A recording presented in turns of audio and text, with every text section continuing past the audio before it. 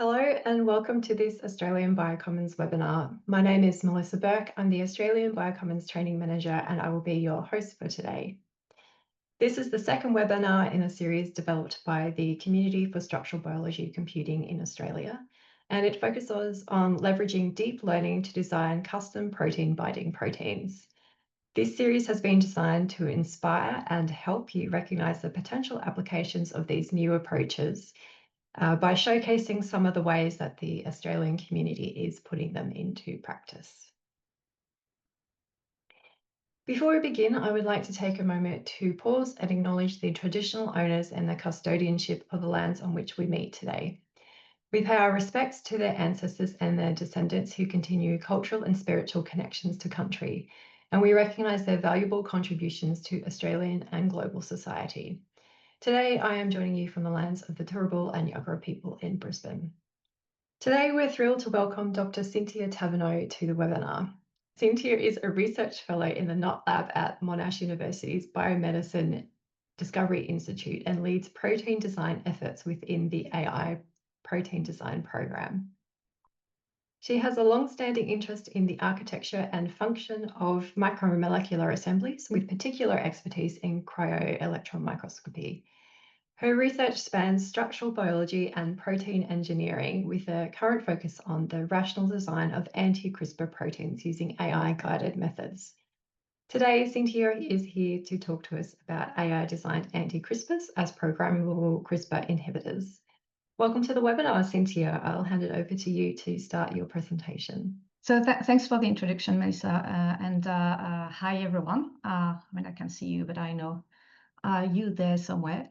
So hi, everyone. And first, big thanks to Biocommons for having me here and for putting together this whole webinar series. I think it's a great initiative, and I think it's really helping build the kind of community and connections we need in the space. So today I'm going to talk a bit about my journey using AI for anti-CRISPR protein design. So this is more from a user perspective. I'm not a developer of these tools, but more someone who tried to apply them. Tried to actually apply them. As you probably know, the field is moving fast, and there are plenty of tools around now, Bindcraft, RFdiffusion, just to find a few of them. But today I will focus on RFdiffusion because it's the software I used at that time for anti-CRISPR design. So I'll share how I approached it, some of the things I learned, a few tips and tricks. The idea is really to embark you on this journey step by step to show you what approach you can use to design your own protein. But before jumping into that, just give a bit of background on CRISPR system to set the scene.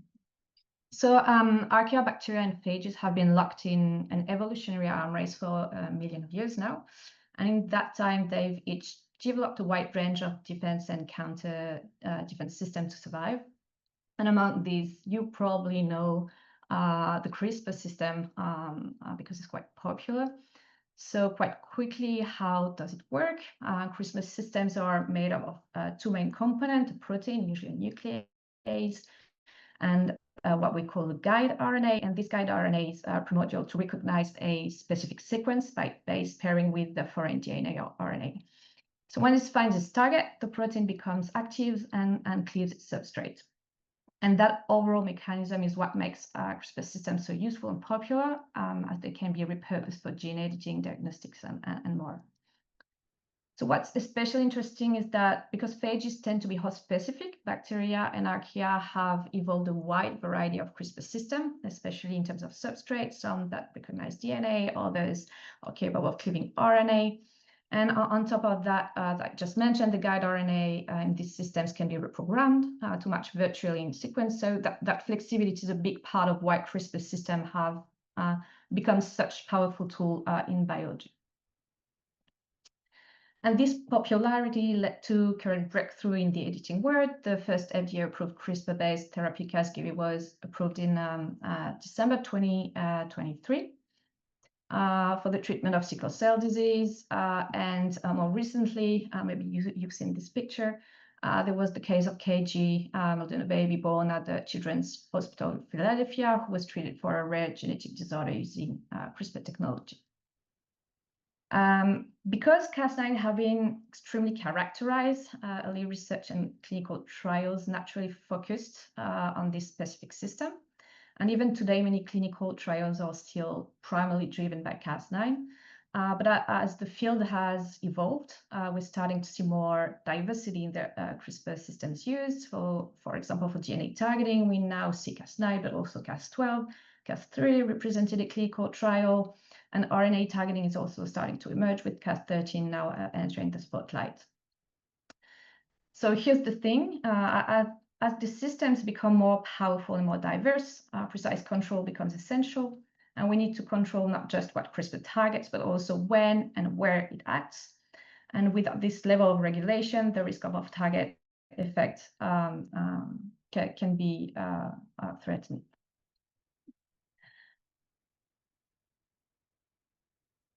And as this need for regulation isn't just limited to human health, we need, we are using CRISPR system in other contexts.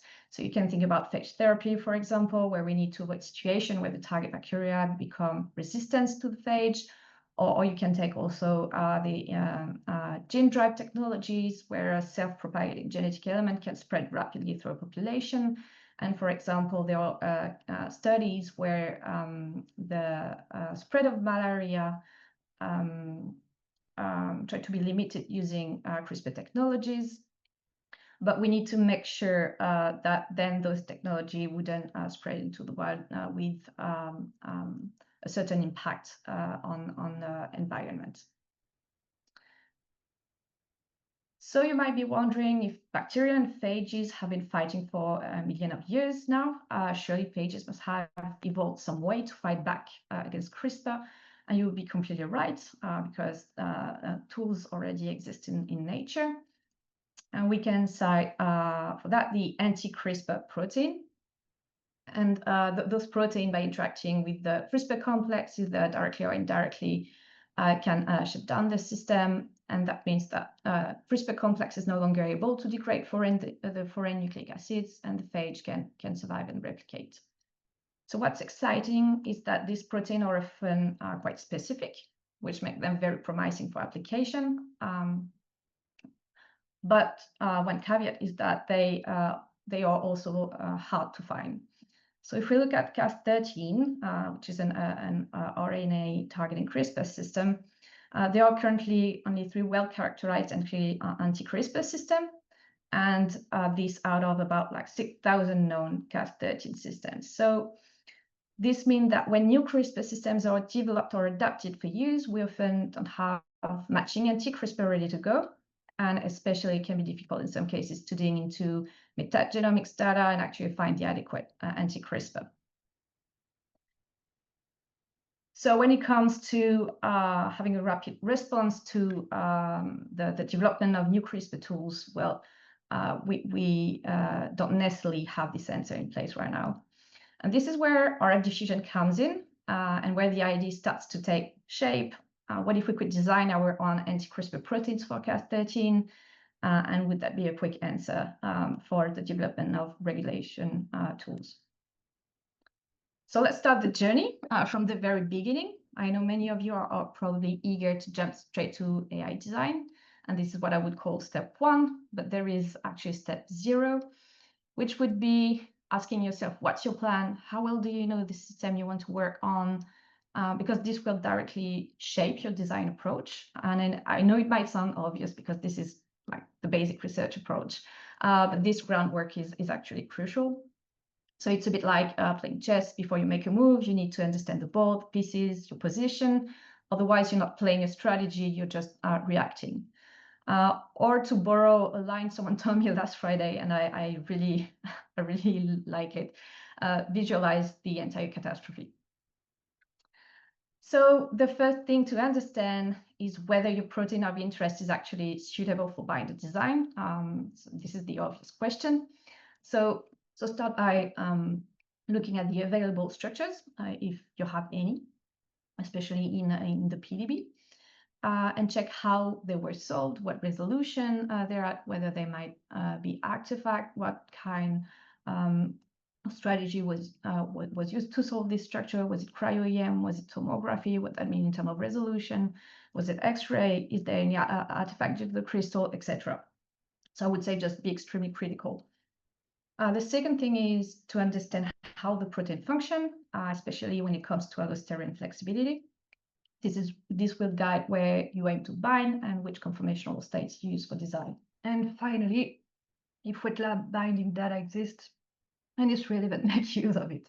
So in my case, I chose CRISPR-Cas9 from LBU, Leptotrichia bicalis, which has two main lobes, the recognition lobe and the nuclease one, where the active site sits up there.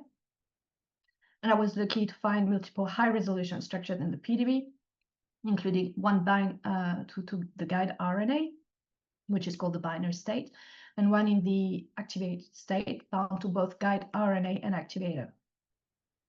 And if you check the rearrangement between those two states, you can clearly see that, so we can play it again. You can clearly see a rearrangement in the nuclease lobe. When it comes to deciding on the strategy, the anti-CRISPR are already available for very elegant ways to regulate or inhibit Cas13, but none of them bind to the active site, which is, in my case, would be the most straightforward way to achieve inhibition. It's also promising target, this active site, because the active site is not too flexible. So I can deal with it pretty easily when it comes to the design. And finally, because the active site forms a defined cavity, shape complementarity can work in my favor for both binding strength and specificity. So now when I say think ahead, it's not only about understanding your protein of interest, it's also about knowing your place in the bigger picture. So when it comes to validation of your binder in the lab, what's your screening setup? Is the pool screen? Is it limited? Is it limited in terms of binders you can test? What exactly do you want to achieve? How do you plan to deliver your AI design protein into cells, for example? This decision will directly influence your design strategy, and they'll tell you how many design you actually need to produce, what properties you want them to show, whether the tag is accessible for antibody detection, for example. Well, the point is, if you think about these constraints now, they'll guide your design choices before you even open the design software. And from here, basically, you're good to go. We can finally start designing our binders, which is, by the way, binder is just a jargon we use for protein that interact tightly and specifically with another one. So we use this term quite often during the talk. And in this case study, as I mentioned before, we used RFdiffusion. At that time, it was the only published method with such a high success rate, or even the only published method. But the landscape is changing quickly. There's now an explosion of software options available. So for example, in my current work, I use RFdiffusion, but also Bindcraft quite often, and the list keeps growing. So I invite you to dig into it. So how was the pipeline? So it's the basic pipeline for RFdiffusion to design binders. So first of all, you need a target. So you need or your PDB structure, or maybe a prediction if you're sure enough about its quality. And you need to prepare first your Leo script, let's say, and this involve picking a couple of hotspots that you can see here in purple. So the idea is to define the area where the binder will bind to. And also you need to truncate your protein of interest, so it would fit your computational resources. And from here, you can start the design. So the first step would be using RFdiffusion itself, where RFdiffusion is an AI-based software capable of producing a scaffold. So you will obtain a scaffold, but it would be a multi-glycine one. And then you will use a second piece of software called MPNN to actually design the primary sequence compatible with the scaffold previously generated, but also the binding site of your protein. And finally, you have a validation step where it is done through Alphafold. So you have a certain a number of different scores you can rank, but you also add another filtering step that would be compatible with your project. So now this is the overall workflow, but I like to think of binary design in two phases. So you have the test one and the production phase.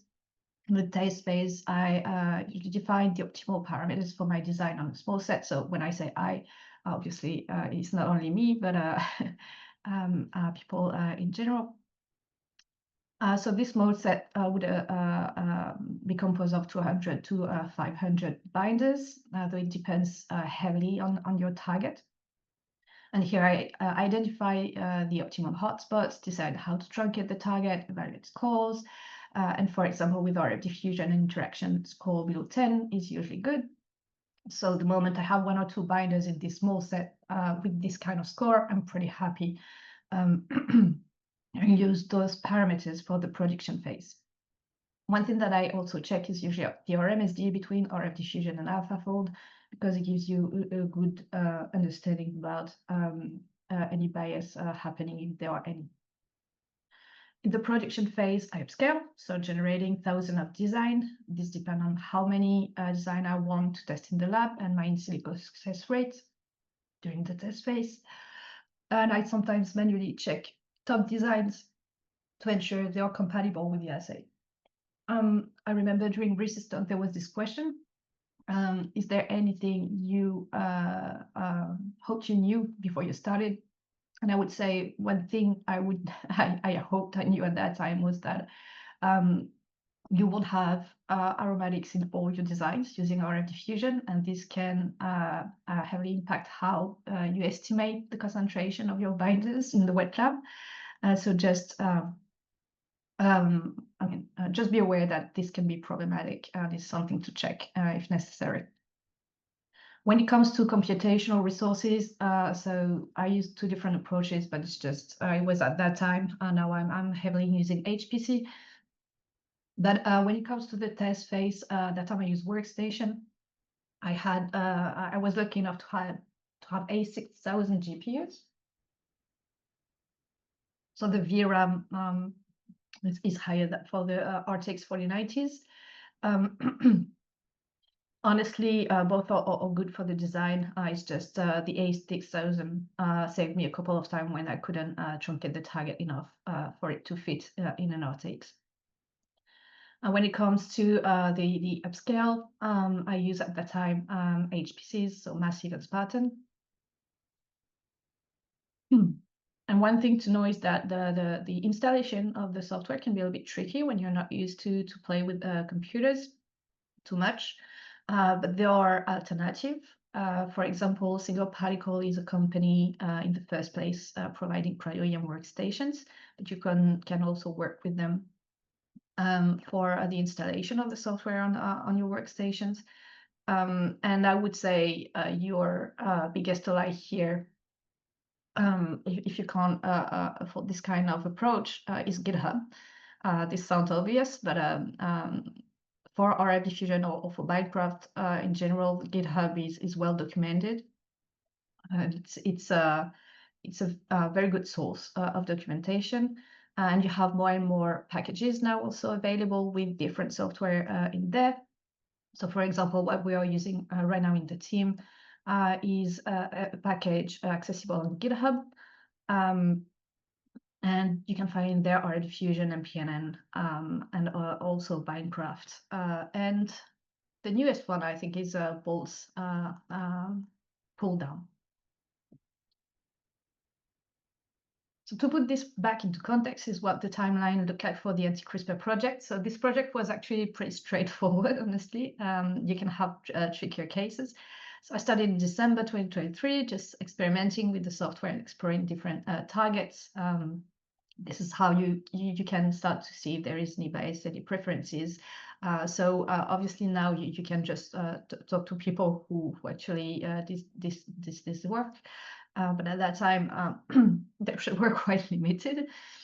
So I spent a month just digging and playing around, and then I could move on the anti-CRISPR design, starting with the test phase. So this one was really straightforward, just 5 tests tests in total for 200 binders per test.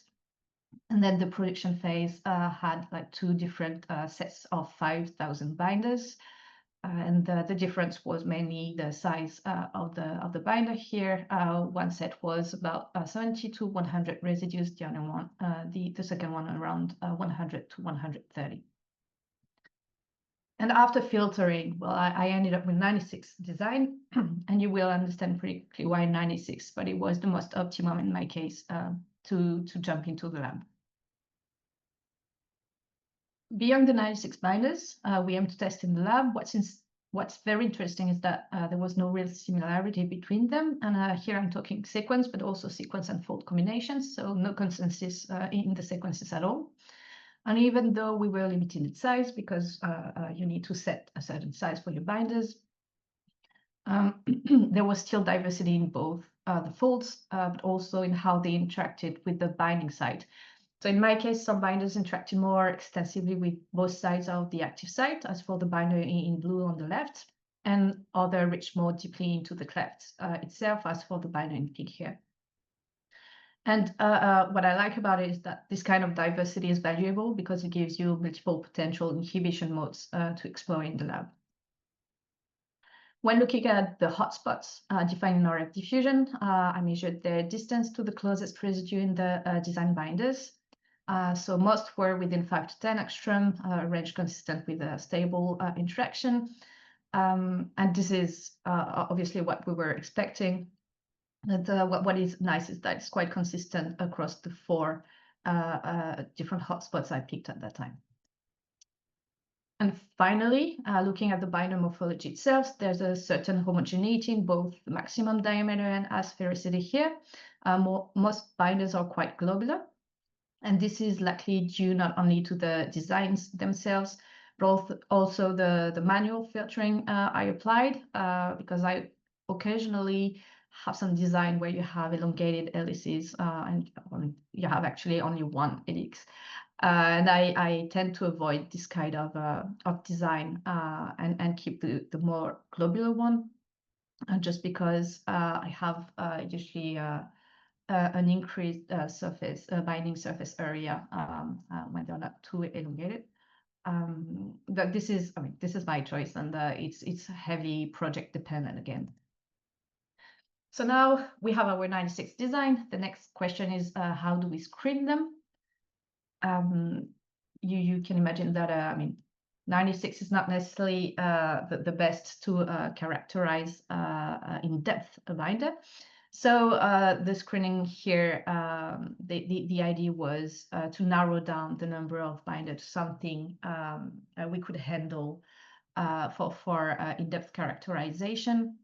And the idea was also to match the speed, because the idea, again, is to develop a rapid response to develop the anti-CRISPR. And the idea was to get like a broader pipeline, not just for the anti-CRISPR, but for other projects. So with 96 binder to test, the idea was then to have to work in a 96 well plate. That was pretty clear, I think, the moment you heard this number. And this is where Rebecca and Nathan from the NOT lab started to work on the project, and they got inspiration from the platform of protein production, and they optimized the workflow for our lab. And also, I would like to mention now that both of them did a massive work when it comes to the biochemistry characterization of the protein. So when it comes to the screening, expression was tested in both cell-free and E. coli system with the purification carried out in a 96 well plate format coupled to a vacuum system. And screening was then performed through an inhibition assay to measure the activity of our anti-CRISPR protein, and Rebecca also used BLI to assess binding. As Risa highlighted in the last seminar, we also worked with Twist Bioscience to get the clonal gene synthesized. Their turnaround is quite fast. But what is nice is that the sequences are NGS verified. And also, what is good to know is that they have other option when it comes to large scale screens. When I say that, I think full screen especially, but obviously, like it depends on the company you work with. So the first good surprise was seeing that 99% of our binders were both expressed and soluble. So for a first attempt, that was a big confidence boost because we didn't know where we were going at that time. So that was very nice to see. And it told us that our design were at least playing nicely with the expression system we'd chosen. And we then tested inhibition in 2 ways against anti-CRISPR from the self-expression, but not purified. So this is the left panel. And on the right panel, you have the same activity assay, but done in presence of anti-CRISPR purified after an E. coli expression.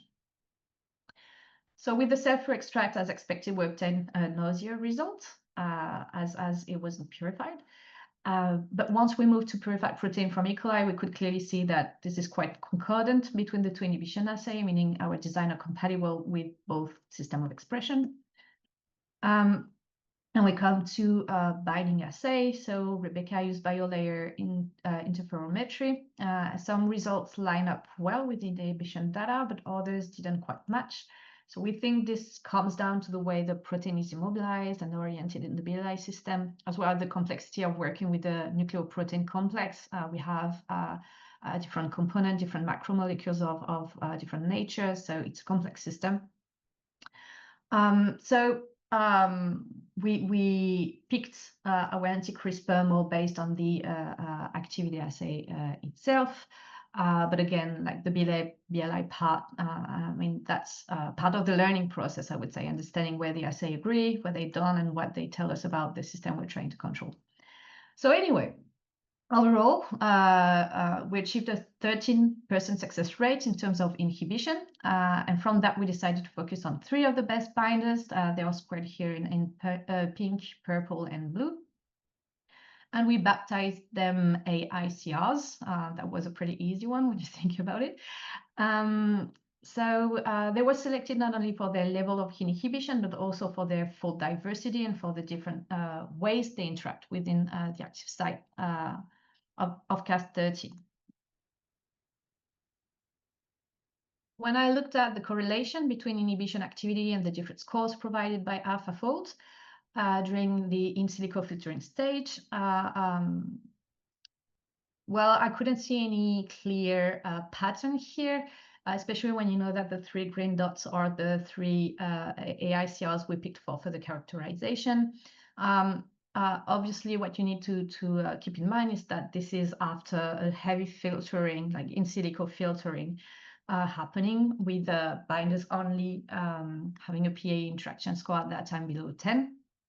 And we also checked the delta-G of the estimated surface of interaction would be like something that would help for refining our filtering. And at this point, well, there was no clear information we can retrieve from those graphs again. So I think it's pretty interesting to understand here.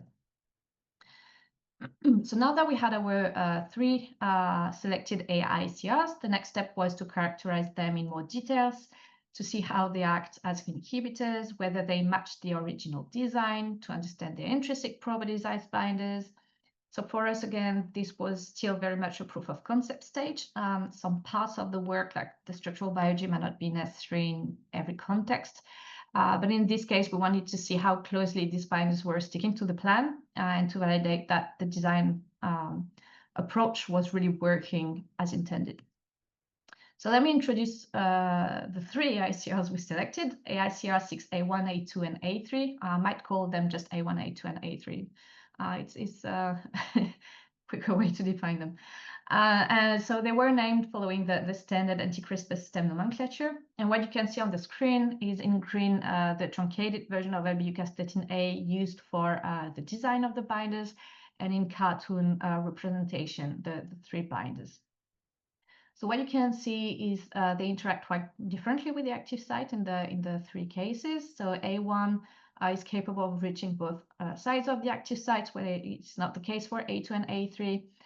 A3 interact more extensively with the left side of the active site. So again, the idea was really to optimize our chances of success here by getting a variety of inhibition strategy tested. And one interesting thing to note here is that the surface of interaction with LBUCAS13A is negatively charged, which is actually a good sign in our case because we expect the AICR to mimic the substrate of LBU, which is in this case RNA. And finally, in terms of morphology, they are, again, quite different. A1 is more elongated, which is why it can reach both sides of the active sites. A3 is a little bit bigger because it's part of this batch of binders between 100 and 130 residues. We have A2 completely alpha helical and A3 with an extended beta sheets. So when it comes to stability, we already knew these AICRs were highly soluble, and that's without using MPNN soluble, by the way. It didn't exist at that time. We couldn't see any problem in terms of solubility and expression when it comes to MPNN, like the vanilla version. So solubility is good, but what about stability? So stability is always critical in an anti-CRISPR context, but we wanted to see how these binders would respond to heat and trypsin digestion in this case. So stability in terms of temperature were assessed using circular dichroism. So the idea was to heat the system up to 70 degrees, cool down the system to 30 degrees with an acquisition of a spectrum every 10 degrees. And what you can see is pretty striking. So if you take the example of A3, well, there is no unfolding at all of the binder. When you take A2, you can see an increase in a random call as we are heating the system, but you can see this deep groove character, which is a characteristic of the spectrum detecting alpha helices. So it would refold when you're cooling down the system. When it comes to digestion, when it comes to A2, you need a large excess of trypsin in order to degrade it, and A3 wouldn't be digested at all. So I think this is something interesting to cite here, because if you have any mass spec in your mind or any approach when it comes to using digestion, you need to think a lot about it, I think, when it comes to those binders. Just to cite it here, even though it's not on the slide, the use of DSF in our hands were a little bit tricky as well, as like when the binder is in complex with LBUCAS13A, we can see a stabilization of the protein. The DSF works pretty well in this context, but if you want to check the stability of the binder itself, just on its own, then the spectrum were completely inconclusive.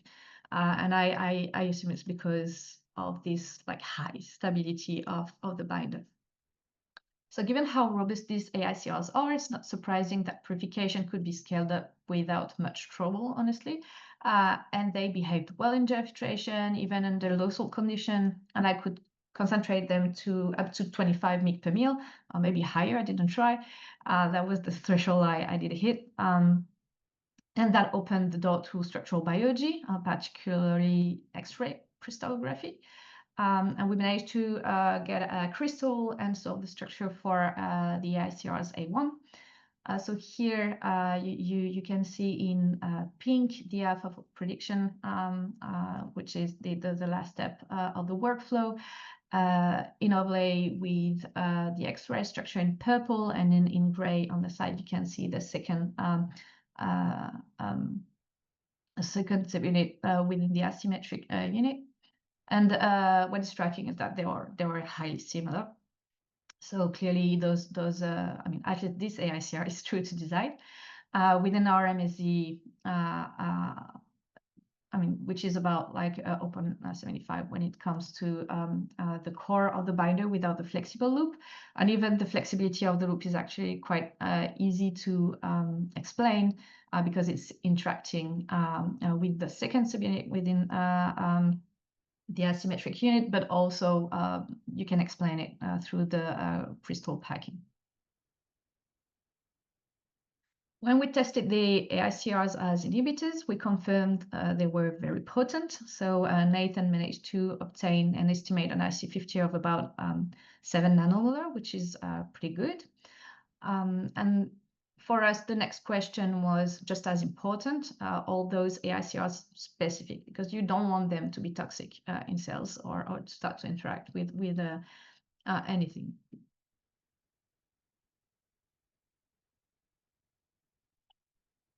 So the inhibition of those 3 AICRs had been tested not only against LBU-castetin-A, which is in blue here, but also against 3 other homologs, LBA, TCC, and RFX-castetin-D, with LBA being the closest homolog to LBU-castetin-A in this context.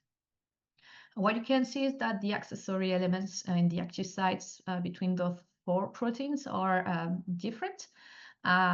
Even if, LBA is not that far from LBU.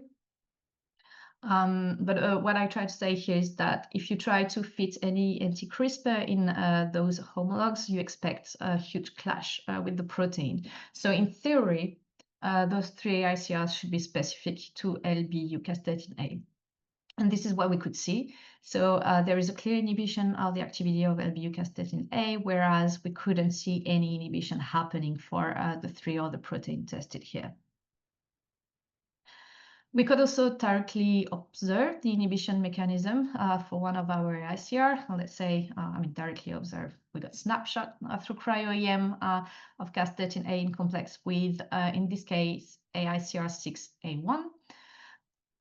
So in green, you can see LBU-castetin-A, and in purple, you have the guide RNA and the activator, which means that here we are observing the ternary state, the activated state of LBU-castetin-A. And in these empty density there in the active site, you can feel quite nicely AICR6A1. And what you can see is that there is an extensive interaction with this accessory element of the active site of LBU, which is also called beta loop.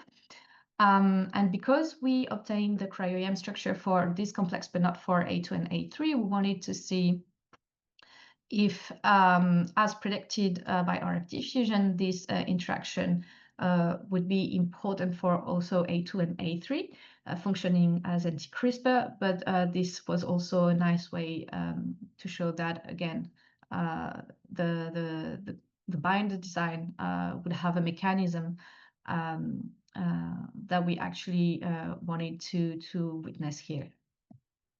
So what we did is that we truncated this beta loop. So the activity of LBU-castetin-A would decrease under this condition, but would still happen. So we checked 2 different things. First, the binding through gel filtration of LBU-castetin-A without this beta loop with the 3 design. So what you can see is that you're losing the interaction between A1, A2, and LBU. Which means that those results are going in the same direction as our design. For A3, it's we are not losing completely the binding; it's still happening a little bit, but this can be easily explained by the fact that A3 is supposed to interact more extensively with other part of the active site.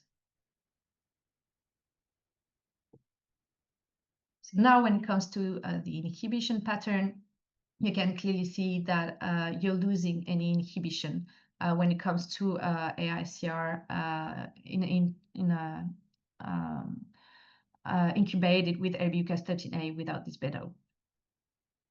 So we were quite happy about those results. It's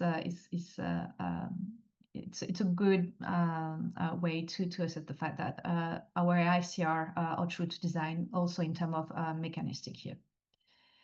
So when we focus on the hotspots I mentioned before, so here in purple, we see that AICR6A1 forms a very tight interaction with them. Hydrophobic, so we've been pretty lucky for this one. We had actually aromatics in there.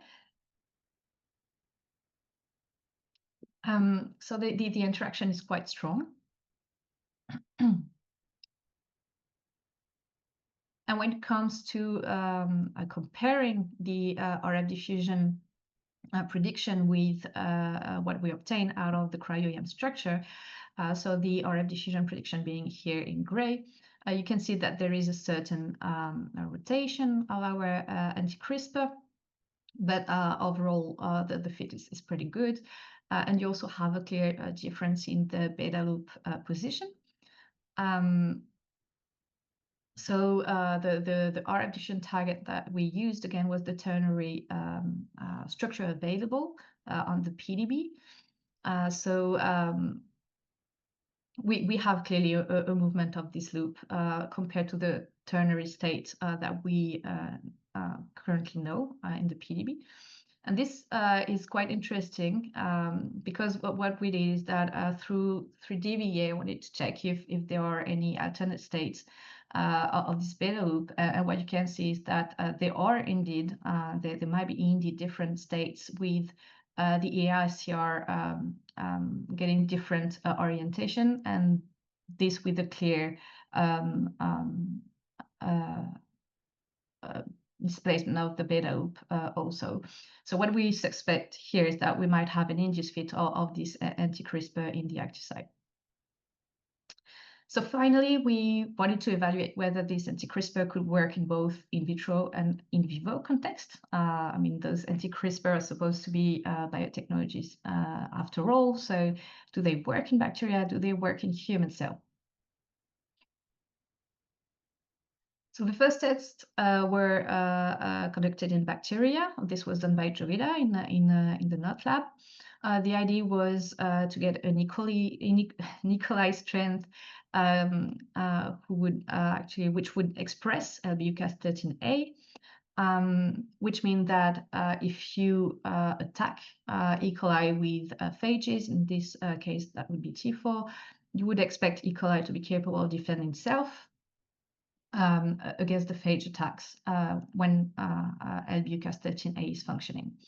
Now, if you transform E. coli with another plasmid that would express any anti-CRISPR, you would expect the anti-CRISPR to interact with LBUCAS13A, shut it down, wouldn't be capable of shredding RNA anymore, which means that the phage can thrive and survive. So this was done using plaque assay. So what you can see in the control here, called T4-SOC, the plaque is quite opaque, which means that the bacteria are capable of growing. So this control is with LBUCAS13A only, so the system works.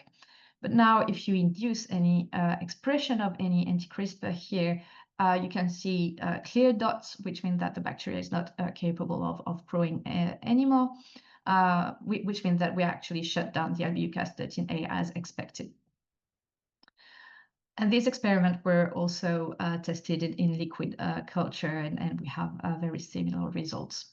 So we were pretty happy. It works in E. coli, it works in bacteria, but what about human cells here? So these experiments were conducted over Peter Mack by Ongen and Mohamed Farey. The idea was pretty similar to what you saw for bacteria. So you have your HEC cells capable of producing LBUCAS13A. But the difference here is that LBUCAS13A guide RNA is designed to base pair with the RNA encoding the GFP, which means that in this case, if you have any expression of LBUCAS13A, it should be able to recognize the RNA encoding the GFP, starting to cut, which means that you expect no GFP signal or little GFP signal. And if you now transform the cell with the second plasmid, but this time encoding any of the anti-CRISPR cited so far, you expect to shut down again LBUCAS13A, and the GFP signal should come back. And this is what we could see. So let me get the laser pointer here. So here is the control. So you have albucastatin-A, but no anti-CRISPR. You have a clear decrease in the GFP signal compared to our control here, NT being for non-targeting in terms of guide RNA. And when it comes to the anti-CRISPRs, here they you can see that there is certain rescue of the GFP signal, which means that our anti-CRISPR again are functioning in human cell, and that was a pretty good news. So this is not published yet, but fingers crossed, it should be very soon. But one thing that I wanted to mention also here, which was also very interesting, is that when you check the cells themselves, they are pretty happy when it comes, to the usual life LBU only expressed. When it comes to the expression of A1 and A2 as well, they were still happy, but when it comes to the expression of A3, you have a clear toxicity happening, and this is something we could see also in bacteria. So this is a clear reminder that you need enough design at the very beginning of your campaign to be capable of getting at least one good design at the end of your study. Of course, you have other alternative. If you see, I don't know, just binding or slightly binding, you can go and improve your binder. But if you want to have something more straightforward, then this is something to keep in mind. Finally, what about preclinical studies? So when it comes to the anti-CRISPR, the story stops here. We don't have any need to use mice in those studies.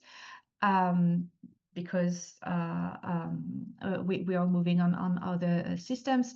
But I thought that would be pretty interesting to show that there are mice study actually published. So it's the very beginning. You don't have like a tremendous amount of them, but they do exist. And they were extremely promising. So when it comes, for example, to Berger et al. Published in 2024, where they designed binders against interleukins. So this was a project in the context of inflammation. They would orally administer those binders, which is one thing already, which is pretty great to know because it's non-invasive. Well, in their case, they could rescue and have an effect on the inflammation. And there is also this study about snake venom, so the Vasquez Torres science paper from 2025, where they also tested their binders to see if they would actually rescue the toxicity of the venom on the mice, and it worked again pretty well. And in those studies in general, there is no clear evidence of immunogenicity, but again, like it's the very beginning, so this requires more investigation. So just as a conclusion here, to wrap up the story, so far only a handful of anti-CRISPR have been discovered and characterized for CRISPR-Cas13, and none of them are targeting the active site directly, and in our case it took us about, let's say, 8 weeks when it comes to the design plus the 96 well plate based screening to identify 3 good anti-CRISPR protein. So when it comes to the AI design lab screening, we can tell that it's rapid, scalable, and highly targeted. And the speed here is something that we really want to put in place. So we're pretty happy about the pipeline. And when it comes to the anti-CRISPR themselves, they are, I hope I convinced you that they are potent, specific, robust, and true to design, and more importantly, work in cells. So now, quite quickly, what is next? This project is part of the AI protein design program, co-led and co-founded by Rhys Grinter at University of Melbourne and Gavin Nutt at Monash University. And for now, it includes 2 nodes. So one in Monash, where for which I work now, and another one in Melbourne Uni. So the goal is simple here. We try to accelerate access to AI protein design and help project move faster, and we're doing that through a very collaborative approach, whether to share knowledge, train people, or join forces across fields. And these allow us now to work on different targets. So we're not, for example, in the Monash, we're not working on the CRISPR system, even though this is something that is still happening. We're also working on GPCRs or antitoxin, etc. So the idea is really, as we're working with you, we also get a better understanding about the different approaches available, and to develop this collaborate spirit, which is needed, I think, in the field in general, and in research in general anyway. And final slide. So I would like to thank, well, the team first. So Gavin Nutt for his enthusiasm, which is very helpful, honestly. Nathan, Chai, and Rebecca when it comes to biochem and this development of this medium throughput screening. Also Mohamed and Anglin of Peter Mac for the cell work. We also work with Rhys at the very beginning, where the idea was to entangle what was happening. Well, thank you for Biocommon to having me, and I'm open to questions. Thank you, Cyntia, for sharing how you're using those deep learning models and combining them into this whole protein design journey. We do have time now for a few questions. If you have a question for Cyntia, please write that into the Q&A box. I'm going to kick us off with a question. So right at the beginning of your presentation, you mentioned that there are anti-CRISPRs in nature, but they're really hard to find. Now that you have an idea of what they might look like, have you gone back to see if the ones that you've designed actually occur in nature as well? It's actually a good question. I have it quite often. So I actually tried, and I couldn't find any anti-CRISPR in return. It doesn't mean that they don't exist. It just means that I couldn't use this technique to find them, which is quite interesting. I think it tells a lot about the software itself and what it designs. Mm-hmm. And then it makes you ask questions about evolution and all sorts of different things as well. Yeah, which is a bit terrifying, right? If we can't find in nature, what, I mean, is there any reason here? Maybe we'll never know. An interesting question.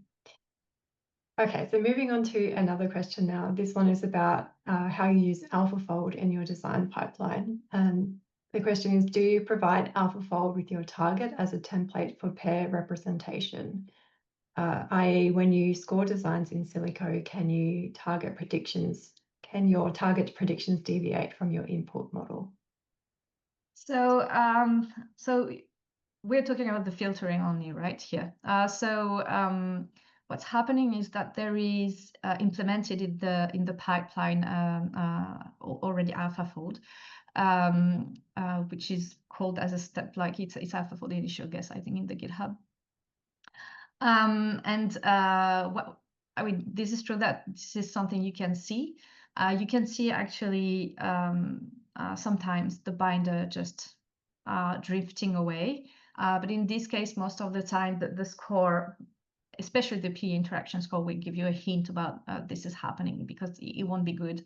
Where it's more tricky, and this is where I would incite people to actually visualize the structure, is that if by truncated your target, the hydrophobic core of the protein might be exposed, and sometimes the binder prefer it to where you want it to bind in the first place. And in this specific case, the score would be pretty good. It can have like 8 or whatever.